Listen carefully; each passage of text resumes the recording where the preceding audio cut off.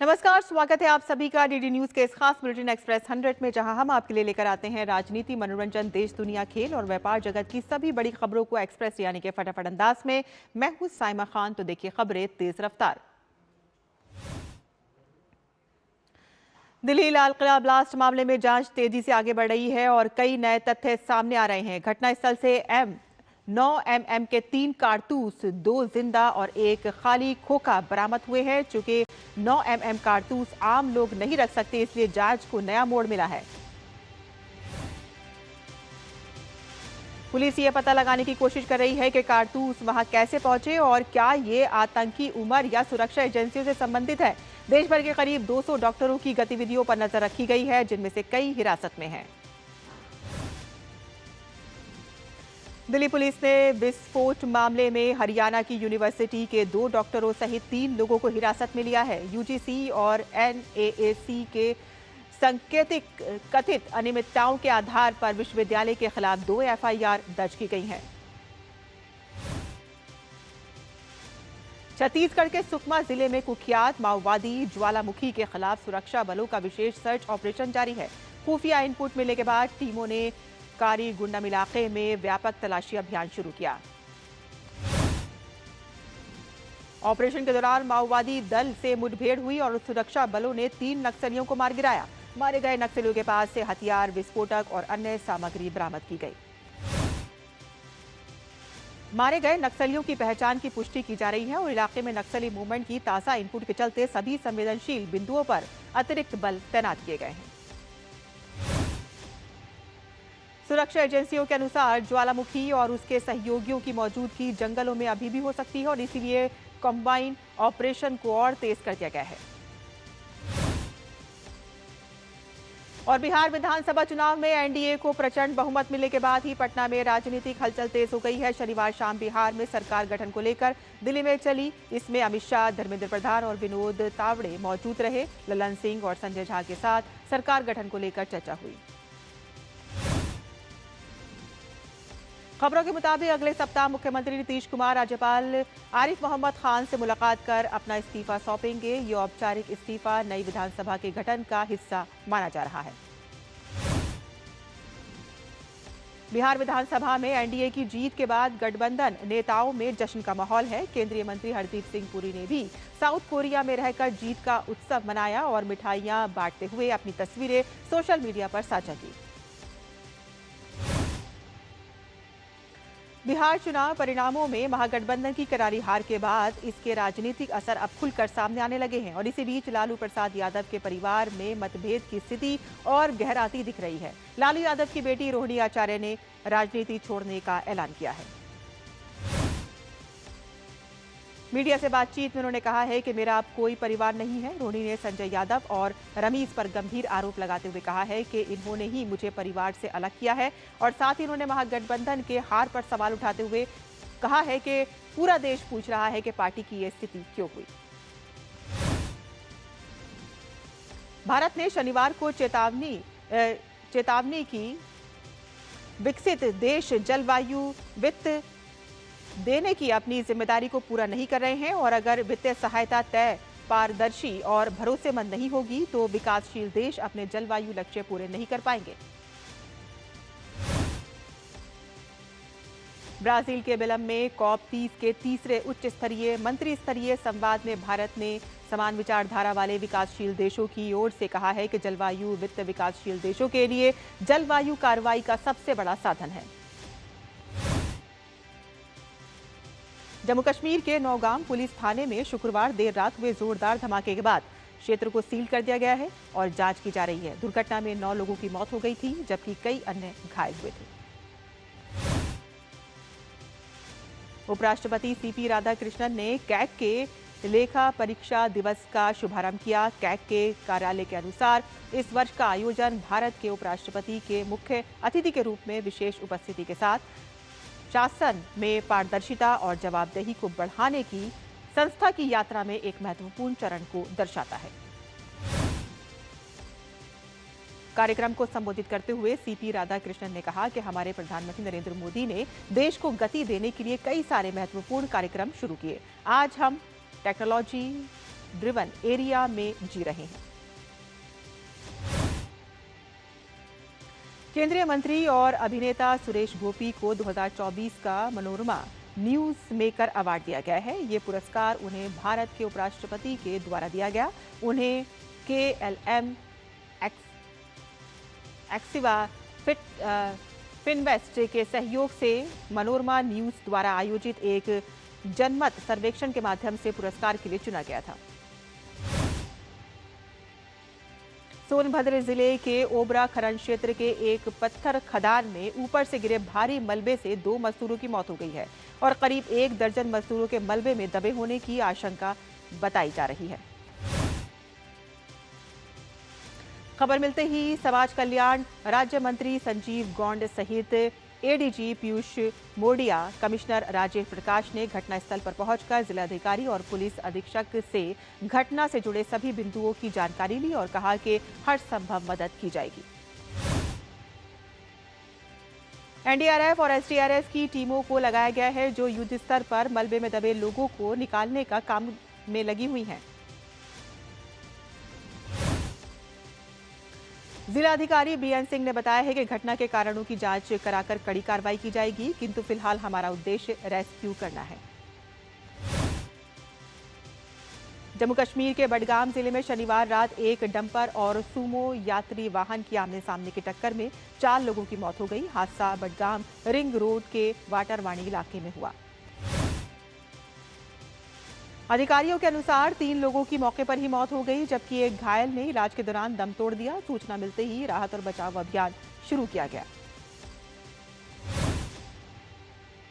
स्थानीय लोग और राहगीर भी तुरंत मौके पर पहुंच गए और घायलों को नजदीकी चिकित्सा केंद्रों तक पहुंचाया गया। तो वहीं बडगाम के वरिष्ठ पुलिस अधीक्षक निखिल बोरकर ने घटना की पुष्टि करते हुए बताया है कि दुर्घटना में 4 यात्रियों की जान गई है। पुलिस ने मामला दर्ज कर जांच शुरू कर दी है और इस बीच मुख्यमंत्री उमर अब्दुल्ला और उपराज्यपाल मनोज सिन्हा ने हादसे पर गहरा दुख व्यक्त करते हुए मृतकों के परिजनों के प्रति संवेदनाएं जताई हैं। अरुणाचल प्रदेश के दुर्गम और अत्यधिक ऊंचाई वाले क्षेत्रों में उन्नत संयुक्त सैन्य अभ्यास पूर्वी प्रचंड प्रहार का समापन हो गया है। ये अभ्यास पूर्वी सेक्टर में सभी भूभागों पर अभियानों के संचालन के लिए थल सेना के साथ ही वायुसेना, सहयोगी सेवाओं, ITBP और अन्य एजेंसियों के साथ बेहतरीन एकीकरण को दर्शाता है। अभ्यास पूर्वी प्रचंड प्रहार अरुणाचल प्रदेश के उच्च पर्वतीय इलाकों में भारतीय सेना की बढ़ती क्षमताओं और सामरिक तैयारियों में एक मील का पत्थर माना जा रहा है। भारतीय वायुसेना आज से फ्रांस में द्विपक्षीय वायु अभ्यास गरुड़ 25 के 8वें संस्करण में भाग लेगी। यह अभ्यास 27 नवंबर तक फ्रांसीसी वायु और अंतरिक्ष सेना के साथ चलेगा। अभ्यास का उद्देश्य यथार्थवादी परिचालन वातावरण में रणनीतिक और प्रक्रियाओं को परिष्कृत करना है। IAF की टुकड़ी 10 नवंबर को फ्रांस पहुंच चुकी है। सुखोई 30 MKI विमान अभ्यास के दौरान फ्रांसीसी बहुउद्देश्य लड़ाकू विमानों के साथ काम करेंगे और इसमें वायु युद्ध, वायु रक्षा और संयुक्त हमले अभियानों पर ध्यान दिया जाएगा। कर्नाटक के बेलगावी में भारत और श्रीलंका की सेनाओं का संयुक्त सैन्य अभ्यास मित्र शक्ति 11 पूरे उत्साह के साथ जारी है। दोनों देशों के जवान फिटनेस ड्रिल, योग सत्र और हेलीकॉप्टर से उतरने जैसे अहम सैन्य तैयारियों में कौशल साझा कर रहे हैं। अभ्यास में ऑपरेशन इंद्रसेना की केस स्टडी और छोटी टीमों की रणनीतियों पर गहन चर्चा ने दोनों देशों के बीच समझ और तालमेल को और मजबूत किया है। जवानों ने कई चुनौतीपूर्ण गतिविधियां पूरी की। अभ्यास का समापन संयुक्त लाइव फायरिंग और शक्तिशाली प्रदर्शन के साथ हुआ, जो साझा सैन्य क्षमताओं का प्रतीक बना।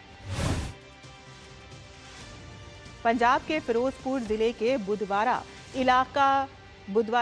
वाला मोहल्ले में 2 अज्ञात हमलावरों ने घर लौट रहे 40 वर्षीय नवीन अरोड़ा को गोली मार दी। गंभीर रूप से घायल अरोड़ा की मौके पर ही मौत हो गई, जिसके बाद व्यापारी समुदाय और परिजनों में भारी आक्रोश फैल गया। सूचना मिलते ही SSP फिरोजपुर भूपिंदर सिंह और स्थानीय विधायक रणबीर सिंह भुल्लर मौके पर पहुंचे और आश्वासन दिया है कि हमलावरों को जल्द गिरफ्तार किया जाएगा। पुलिस ने सीसीटीवी फुटेज खंगालना शुरू कर दिया है और संदिग्धों की तलाश की जा रही है। विशेष टीमें गठित कर दी गई हैं। प्रशासन का कहना है कि घटना का जल्द खुलासा कर दोषियों को कड़ी सजा दिलाई जाएगी। वहीं मृतक के रिश्तेदारों ने बताया है कि पूरा परिवार आरएसएस के साथ काफी पुराना जुड़ाव हुआ है और पुलिस को जल्द हमलावरों को पकड़ना चाहिए। नई दिल्ली में अमृत फार्मेसी के 10वें स्थापना दिवस का कार्यक्रम आयोजित किया गया, जिसका उद्घाटन केंद्रीय स्वास्थ्य मंत्री जेपी नड्डा ने किया। उन्होंने कार्यक्रम की जानकारी एक्स पर साझा करते हुए कहा है कि अमृत फार्मेसी ने बीते वर्षों में लोगों को किफायती इलाज उपलब्ध कराने में महत्वपूर्ण भूमिका निभाई है। विदेश मंत्री एस जयशंकर ने बहरीन के विदेश मंत्री डॉक्टर अब्दुल लतीफ बिन राशिद अल ज़ायनी के साथ फोन पर बातचीत की। दोनों नेताओं ने द्विपक्षीय संबंधों को और मजबूत बनाने और दीर्घकालिक बहुआयामी साझेदारी को बढ़ावा देने के उपायों पर चर्चा की। मौसम एक बार फिर से तेवर दिखाने वाला है और ऐसे में भारतीय मौसम विज्ञान विभाग ने 16 से 20 नवंबर तक कई राज्यों में भारी बारिश का अलर्ट जारी किया है। 17 से 20 नवंबर तक आंध्र प्रदेश, तमिलनाडु, केरल के कई जिलों में भारी बारिश होगी और इस दौरान तेज बिजली गरजने की भी संभावना है। 20 नवंबर के दौरान रुक रुक कर माहे यनम, रायलसीमा, लक्षद्वीप और अंडमान निकोबार में भारी बारिश होगी और इस दौरान तेज हवाएं, आंधी और बिजली गरजने की भी संभावना है। राजस्थान और दिल्ली में आज से 20 नवंबर तक ठंड बढ़ेगी। मौसम विभाग ने सुबह और रात में के तापमान में गिरावट का अनुमान जताया है। साथ ही मध्य प्रदेश, छत्तीसगढ़, मराठवाड़ा और महाराष्ट्र में भी कल तक शीतलहर जारी रहने का अनुमान मौसम विभाग ने जताया है। दिल्ली मेट्रो के लाल किला स्टेशन के सभी गेट अब यात्रियों के लिए खोल दिए गए हैं और इस महीने की 10 तारीख को दिल्ली में लाल किले के पास एक कार में हुए विस्फोट के बाद लाल किला मेट्रो स्टेशन को बंद कर दिया गया था। पंजाब के चंडीगढ़ में सीमा सुरक्षा बल ने पंजाब सीमा के विभिन्न क्षेत्रों में तस्करी के प्रयासों को विफल कर दिया और इस कार्रवाई में 2 तस्करों को गिरफ्तार किया गया है। 2 ड्रोन और 8 पैकेट हेरोइन बरामद किए गए। बीएसएफ के अनुसार संदिग्ध हवाई गतिविधियों का पता चलने के बाद ही सतर्क जवानों ने फिरोजपुर के बरेके गांव के पास कृषि क्षेत्र से DJI माविक और 4 प्रो ड्रोन बरामद किए और साथ ही 1 पैकेट हेरोइन भी जब्त किया गया है, जिसका कुल वजन 508 ग्राम था। रक्षा मंत्री राजनाथ सिंह लखनऊ के वृंदावन कॉलोनी में आयोजित शहीद उदा देवी के शहादत दिवस कार्यक्रम में शामिल होंगे। और यहाँ बुलेटिन में हम रुकते हैं एक छोटे से ब्रेक के लिए। हम जल्द हाजिर होंगे। आप देखते रहिए डीडी न्यूज। 80 करोड़ लोगों को मुफ्त राशन की सौगात है। 1 नहीं, 2 नहीं, ये 5 साल तक की बात है। मुफ्त में आपको अन्न मिलेगा, हर परिवार हर मंथ मिलेगा, कहीं भी किसी भी राशन की दुकान से मिलेगा। ये मोदी की गारंटी है। जी हाँ, प्रधानमंत्री गरीब कल्याण अन्न योजना के तहत 1 जनवरी 2024 से आने वाले 5 सालों तक गरीब और अंत्योदय परिवारों को हर माह मुफ्त राशन मिल रहा है। मुसीबतों की छुट्टी, मोदी की गारंटी। जब धरती चीर कर निकलता है लोहे का पत्थर और मिलता है मोंगिया के जोश से, फिर तपता है, पिघलता है और बनता है फौलाद। अब होता है सरिया सारी खूबियों के साथ। मोंगिया स्टील, मजबूत देश का मजबूत सरिया। कौन है जो जोड़े देश को? विकसित भारत का विकसित Bharat.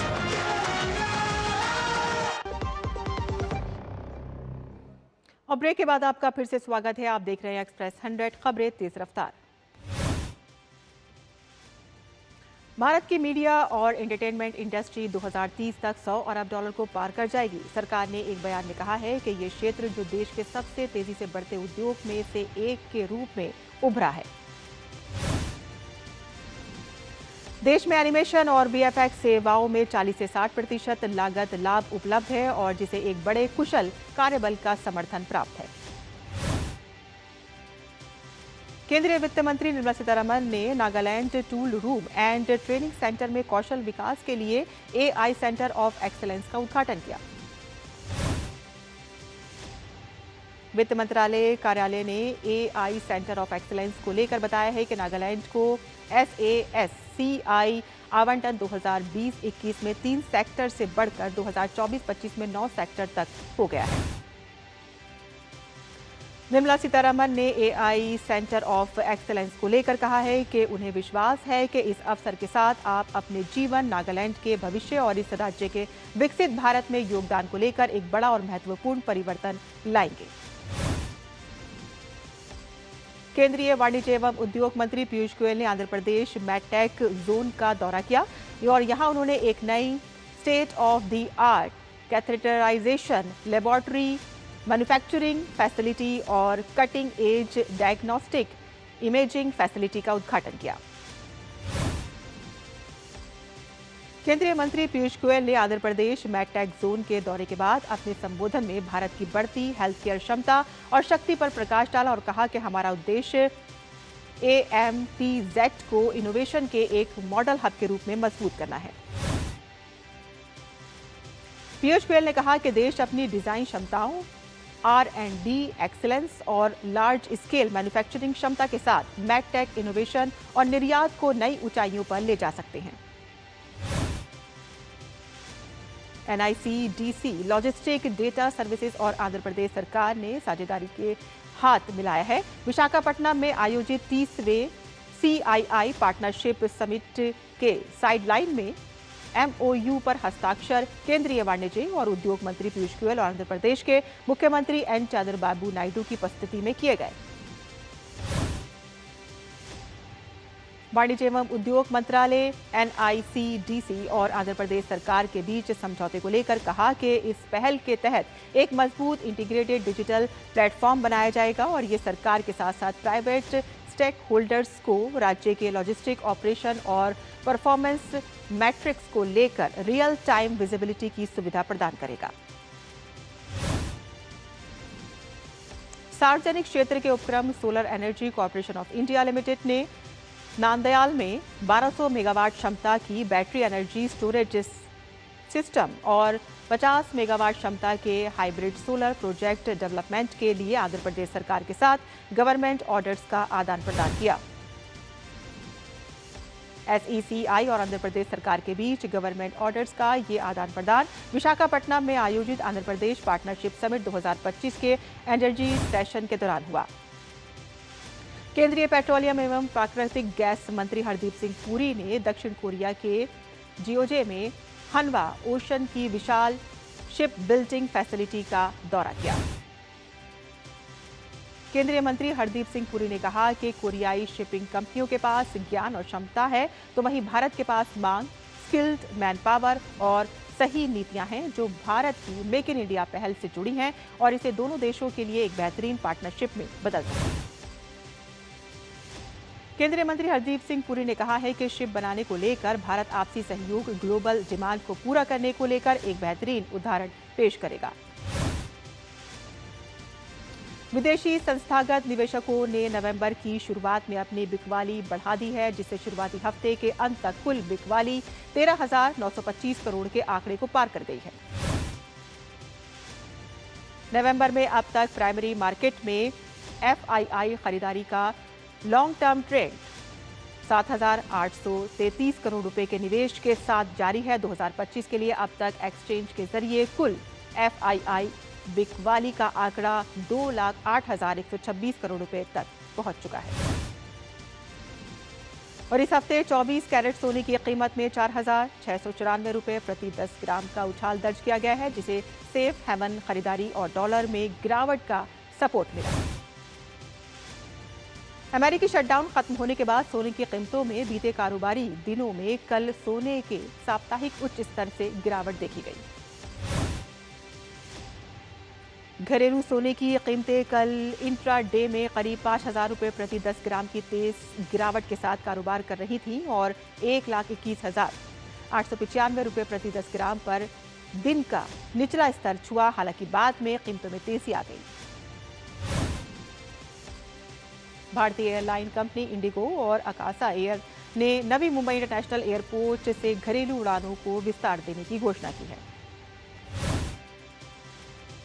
Indigo airline Navi Mumbai airport से देश के 10 शहरों को जोड़ेगी, जबकि आकाशा एयर ने 4 भारतीय शहरों के लिए उड़ान का फैसला लिया। इंडिगो 25 दिसंबर से नवी मुंबई एयरपोर्ट से उड़ान शुरू करेगी और आने वाले समय में और अधिक शहरों के लिए सीधी उड़ानें शुरू की जाएंगी। लंबे समय तक टैरिफ वार में फंसे देशों को अब अमेरिका ने राहत देना शुरू कर दिया है। अमेरिकी राष्ट्रपति डोनाल्ड ट्रंप ने फल, कॉफी समेत 200 चीजों पर टैरिफ हटाने का ऐलान किया है। डोनाल्ड ट्रंप के 200 चीजों से टैरिफ हटाने के फैसले का ऑस्ट्रेलिया ने स्वागत किया है। ऑस्ट्रेलिया की विदेश मंत्री पेनी मोंग ने कहा है कि फैसले के बाद जनता को महंगाई से राहत मिलेगी। ब्रिटेन के ग्लोबल हेल्थ फंड में 15% कटौती करने के फैसले ने दुनिया के कई प्रमुख स्वास्थ्य संगठनों को चिंता में डाल दिया है।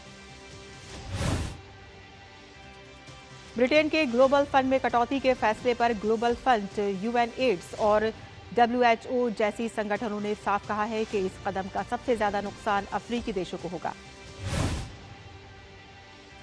ब्रिटेन पहले ग्लोबल फंड में लगभग 1 अरब पाउंड स्टर्लिंग का योगदान करता था, लेकिन अब ये घटकर 850 मिलियन पाउंड स्टर्लिंग रह गया है। अमेरिकी राष्ट्रपति डोनाल्ड ट्रंप के खिलाफ व्हाइट हाउस के बाहर सैकड़ों लोगों ने शांतिपूर्ण प्रदर्शन किया। ये आंदोलन ट्रंप मस्ट गो .org नामक संगठन द्वारा आयोजित किया गया। अमेरिका में प्रदर्शनकारियों ने विभिन्न संदेशों वाले पोस्टर और बैनर लेकर भाग लिया तथा मार्च करते हुए ट्रंप सरकार के प्रति असंतोष जाहिर किया। अमेरिका में प्रदर्शनकारियों ने ट्रंप मस्ट गो नाउ और Trump is the most worst president in history जैसे साइन प्रदर्शित किए। मैक्सिको सिटी में सुरक्षा और सरकारी भ्रष्टाचार के खिलाफ युवा बड़े स्तर पर विरोध प्रदर्शन कर रहे हैं। प्रदर्शनकारी युवा हाल ही में उरुआपन के मेयर कार्लोस मंजो के हत्या की जांच और आरोपियों पर कार्रवाई की मांग कर रहे हैं। मैक्सिको सिटी में हुए प्रदर्शन में अधिकतर जेन ज़ी आयु वर्ग के युवा शामिल हैं, जो एंजल ऑफ इंडिपेंडेंस से जोकालो तक मार्च करते हुए नेशनल पैलेस पहुंचे।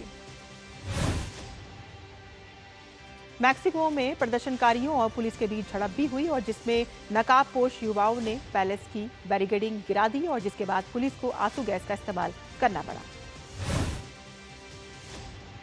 अमेरिकी सेना ने किया कैरेबियन सागर में अवैध मादक पदार्थों की तस्करी में शामिल एक तेज रफ्तार नाव पर किए गए घातक हमला। अमेरिकी दक्षिणी कमान ने अपने सोशल मीडिया प्लेटफॉर्म एक्स पर जानकारी साझा करते हुए बताया है कि कैरेबियन सागर में की गई कार्रवाई रक्षा मंत्री पीट हेग्सेथ के निर्देश पर की गई है। पेंटागन ने बताया है कि मादक पदार्थ तस्करों पर अमेरिका ने 20वीं कार्रवाई की है, जिसमें 4 कथित मादक पदार्थ आतंकवादी मारे गए हैं। तो वहीं कैरेबियन और लैटिन अमेरिका के तटों पर इस तरह के अमेरिकी हमलों में अब तक दर्जनों संदिग्धों की मौत हो चुकी है। दक्षिण कोरिया के युद्ध स्मारक पर 60 पैराशूट फील्ड अस्पताल की एक टीम ने भारतीय सशस्त्र बलों और महानिदेशक सशस्त्र बल चिकित्सा सेवा की ओर से पुष्पांजलि अर्पित की। 60 पैराशूट फील्ड ने दक्षिण कोरिया के युद्ध स्मारक पर भारत तथा कोरिया गणराज्य के बीच अटूट सैन्य संबंधों, बलिदान की साझा विरासत और निरंतर सौहार्द की पुष्टि की। यूरोप के कई देशों में तूफान क्लाउडिया का कहर जारी है और तेज बारिश के कारण सड़कें जलमग्न हुई। तूफान क्लाउडिया से पुर्तगाल, ब्रिटेन के दक्षिण वेल्स और स्पेन से आयरलैंड के कुछ हिस्सों में पूरी तरह से पानी भरा और तूफान से बनी बाढ़ जैसी स्थिति। भारत और दक्षिण अफ्रीका के बीच कोलकाता में पहले टेस्ट के तीसरे दिन दक्षिण अफ्रीका की दूसरी पारी 153 रन पर सिमट गई। दक्षिण अफ्रीका के खिलाफ भारतीय टीम मजबूत स्थिति में है। भारत को जीत के लिए मिला है 124 रन का लक्ष्य है। विश्व मुक्केबाजी कप की शुरुआत आज से ग्रेटर नोएडा के शहीद विजय सिंह पथिक स्पोर्ट कॉम्प्लेक्स में हो रही है और इस आयोजन में 18 देशों के 130 मुक्केबाज भाग लेंगे। भारत सभी 20 श्रेणियों में प्रतिस्पर्धा कर रहा है और जिसमें मीनाक्षी, निखत जरीन, जैस्मीन और स्वीटी बुरा जैसे विश्व चैंपियन शामिल हैं। उधर पुरुष मुक्केबाजों में अविनाश जामवाल और हितेश भी स्पर्धा करते नजर आएंगे। भारत के ग्रैंड मास्टर अर्जुन एरिगैसी ने 2 बार के चैंपियन अमेरिका के लेवोन आरोनियन को अंतिम 16 के दूसरे क्लासिकल गेम में हराकर फीडे शतरंज विश्व कप के क्वार्टर फाइनल में जगह बना ली। पहले मुकाबले में ड्रॉ खेलने के बाद अर्जुन ने दूसरे गेम में काली मोहरों से शानदार प्रदर्शन करते हुए अनुभवी एरोनियन को कोई मौका नहीं दिया। ग्रैंड मास्टर पी हरिकृष्णा ने मैक्सिको के जोस एडुआर्डे मार्टिनेज के खिलाफ लगातार दूसरा गेम ड्रॉ खेला। पूर्वी दिल्ली के यमुना स्पोर्ट कॉम्प्लेक्स में सांसद खेल महोत्सव नमो रन फॉर रोड सेफ्टी में हजारों लोग दौड़ लगाते नजर आए। दिल्ली के मुख्यमंत्री रेखा गुप्ता ने दौड़ को झंडी दिखाकर रवाना किया। केंद्रीय राज्य मंत्री एसपी सिंह बघेल ने चेतन चौहान फाउंडेशन द्वारा नई दिल्ली में आयोजित एक भव्य समारोह में भारतीय खेल जगत के अनसुने नायकों और उभरते सितारों को सम्मानित किया। पुरस्कार विजेताओं में युवा बैडमिंटन खिलाड़ी अनमोल खरप और water sport coach Bilkis Mir, पूर्व टेबल टेनिस खिलाड़ी मंजीत दुआ, पूर्व क्रिकेटर राजेंद्र गोयल जैसे दिग्गज खिलाड़ी शामिल रहे।